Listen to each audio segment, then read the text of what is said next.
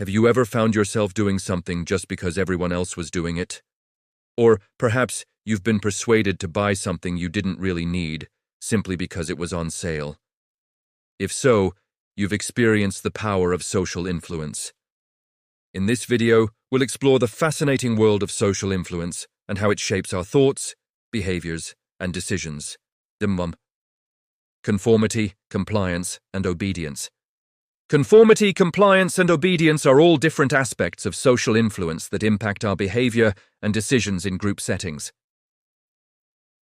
Conformity refers to the tendency to adjust our beliefs and behaviors to match those of a particular group. We often do this to fit in, especially when we're uncertain or when the group holds prestige or power. For example, at a party, you might feel pressured to agree with the group's opinion about a movie, even if you have a different view. Compliance, on the other hand, is the act of agreeing to a request or demand made by someone else. Unlike conformity, compliance doesn't necessarily involve changing our beliefs. Instead, we comply to avoid conflict or gain rewards. For instance, helping a friend move, even if you dislike the task, just to maintain the friendship, is an example of compliance. Obedience refers to the tendency to comply with authority figures or rules. This type of social influence is particularly strong when the authority figure is perceived as legitimate or when there's a clear hierarchy in place. In everyday life, this can be seen in how students follow teachers' instructions or how employees follow their supervisor's directions. Factors that influence social influence.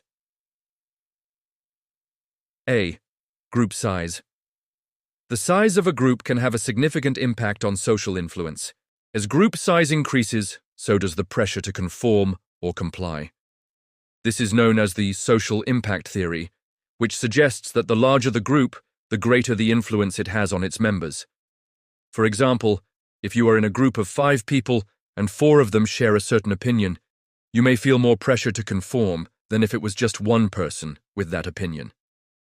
B. Group unanimity. Another factor that affects social influence is group unanimity, or the degree to which members of a group agree with each other. When a group is unanimous in its opinions or decisions, it can create powerful social pressure to conform. However, if there is even one dissenting opinion, it can reduce the pressure to conform. For instance, if everyone in a group supports a certain political candidate, but one person expresses a different opinion, it can make others more likely to voice their own differing opinions. C. Expertise and authority. The expertise and authority of a person or group can also affect social influence. People are more likely to comply or conform when the person or group is seen as credible or knowledgeable. For example, if a doctor recommends a certain treatment, we may be more likely to follow their advice because they are seen as an expert in their field. D.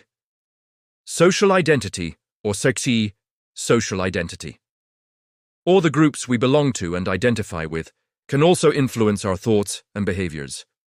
We are more likely to conform to the norms and expectations of groups we identify with, and less likely to conform to groups we don't identify with. For example, if you strongly identify with a certain political party, you may be more likely to conform to their beliefs and opinions, even if they go against your own personal beliefs. E. Culture and norms culture. And norms also play a role in social influence. Different cultures have different norms and values, which can influence how people behave in social situations.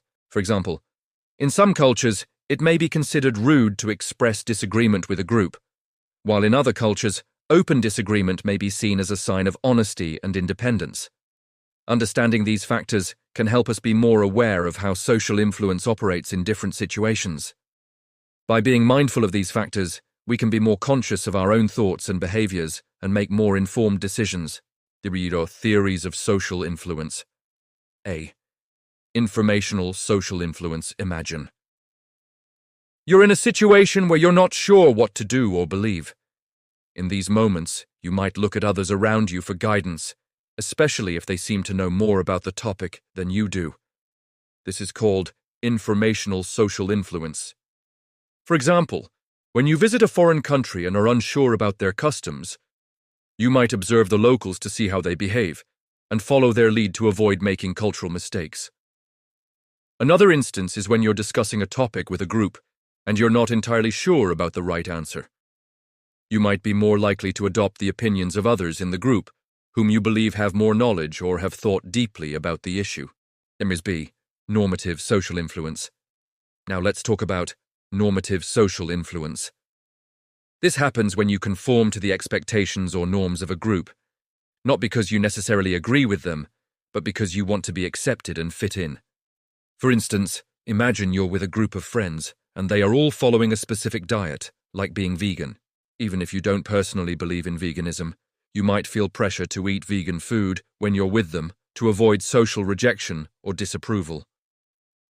Another example is the bandwagon effect.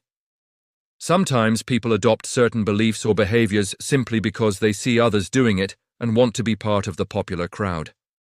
This is often observed in fashion trends or social media challenges. In summary, informational social influence is about looking to others for guidance when you're uncertain, while normative social influence is about conforming to group expectations to fit in and be accepted, even if you don't agree with them. Techniques of social influence. A. Foot in the door. Technique A. Small request is made initially, followed by a larger request later. Compliance with the small request increases the likelihood of agreeing to the larger request. Example: a charity asks for a small donation, then follows up with a request for a larger one. B. Door-in-the-face technique. A large request is made first, followed by a smaller, more reasonable request. Example: a salesperson initially offers a high price, then lowers it to make the deal seem better. C. Lowballing: a low price is initially offered, but additional costs are added after commitment. Example: a car salesman offers a low price, but later adds extra fees. D. Social proof: people follow the actions of others if they believe those actions are widely accepted. Example: using testimonials or reviews to influence purchasing decisions. E. Authority: people are more likely to comply with experts or high-status individuals. Example: a doctor's recommendation is more persuasive than a non-expert's opinion. F. Scarcity: people value things more if they seem rare or in limited supply. Example: limited time offers or exclusive products. By understanding these techniques, we can be more aware of how others may try to persuade us and make more informed decisions. Conclusion: social influence is a complex topic involving various factors, theories, and techniques.